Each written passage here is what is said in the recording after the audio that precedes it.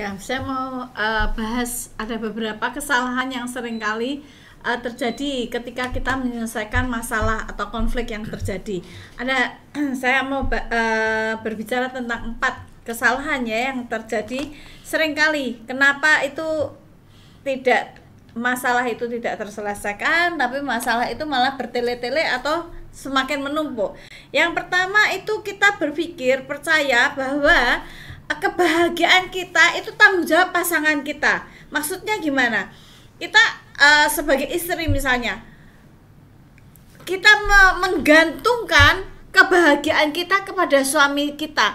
Nah, kalau misalnya kita lagi suami lagi menghadapi sesuatu yang tidak sesuai dengan pemikiran kita atau tidak sesuai dengan harapan kita, kita menyalahkan. Nah, itu hal yang pertama. Jangan pernah menggantungkan kebahagiaan kita kepada pasangan kita. Kebahagiaan kita, kebahagiaan pribadi kita adalah tanggung jawab setiap kita pribadi. Kebahagiaan keluarga kita adalah tanggung jawab kita berdua. Itu yang senantiasa harus kita pikirkan. Jadi kalau ketika kita menjadikan suami kita sebagai sumber kebahagiaan adalah sesuatu yang salah. Kebahagiaan kita adalah tanggung jawab kita sendiri, dan tanggung jawab keluarga adalah sama-sama berdua ya. Karena kalau bergantung pada suami, kalau tidak bahagia yang disalahkan suaminya.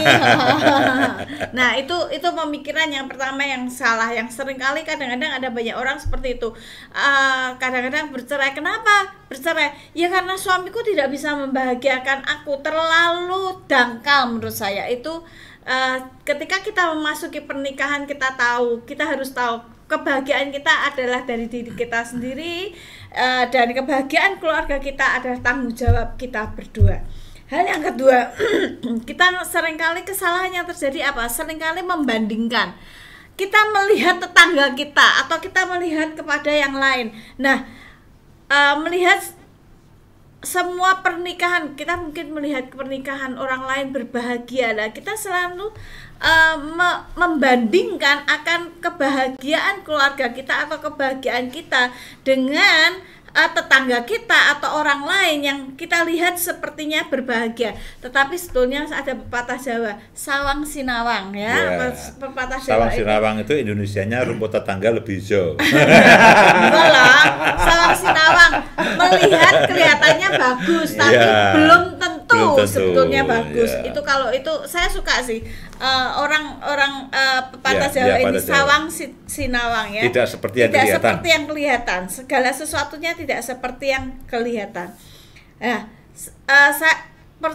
contoh ya, ketika kita selalu membandingkan, kita tidak bisa mengendarai mobil selalu melihat kepada kiri atau kanan terus. Lama-lama nabrak. Demikian juga dengan keluarga kita tidak bisa membandingkan kehidupan keluarga kita dengan tetangga kita, dengan saudara kita, dengan teman kita, tidak bisa. Kita harus melihat kepada tujuan yang suami dan istri dan keluarga kita mau tuju itu apa. Jangan melihat kebanding terus gitu, lama-lama nabrak betul gitu ya.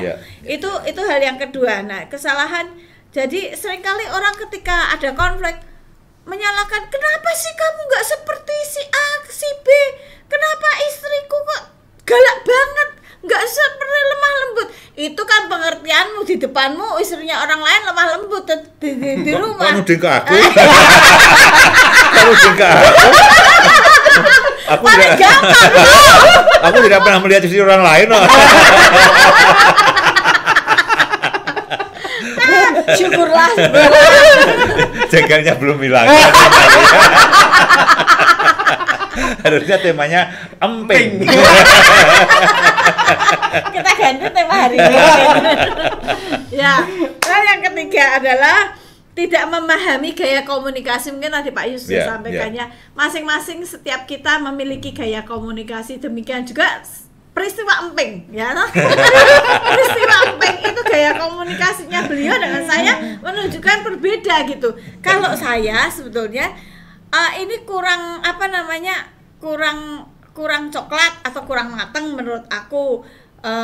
Ya udah, ya oke, besok aku kalau buat tak matengin gitu ya. Nggak perlu diulang-ulang. Kalau beliaunya tadi berharap besok tidak. Ya. Ngulangnya tuh paling 1000 saudara. Enggak lah. Paling cuma berapa ya? 16 kali lah. Diperkul ya Pak tambahin. 16 kali 1000 yang nggak berangkat ke sini, nggak rampung-rampung. Tak tambahin. Jadi kan jadi tambah jengkel gitu kan. Itu perbedaan gaya komunikasi menurut aku, itu nggak perlu diulang-ulang. Oke, saya ngerti, lain kali aku buatnya nggak seperti itu gitu ya. Jangan diulang ya. Ya, jangan ulang. Kemudian yang keempat, ini yang terakhir, kita jangan fokus kepada gejala atau masalah permukaan. Seringkali seperti ini aja deh. Aku nggak tahu ya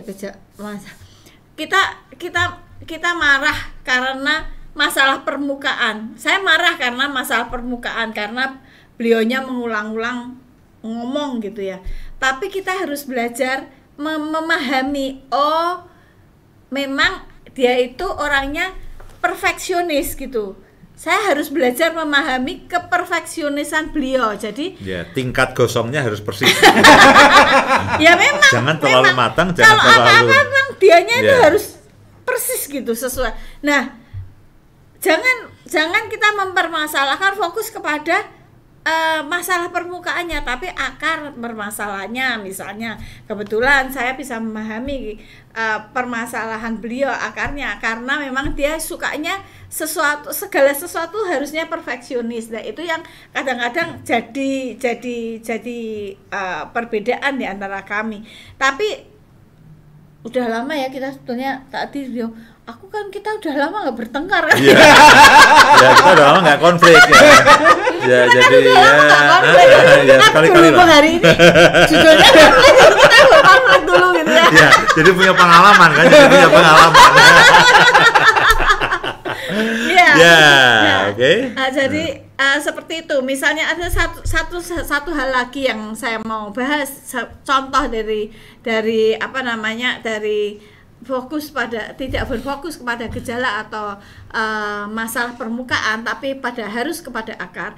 Misalnya ada istri-istri, kadang-kadang ini banyak dialami oleh istri-istri yang dia memiliki trauma pada masa kecilnya atau masa remajanya karena orang tuanya bercerai, karena bapaknya selingkuh atau apa, ibunya ditinggal.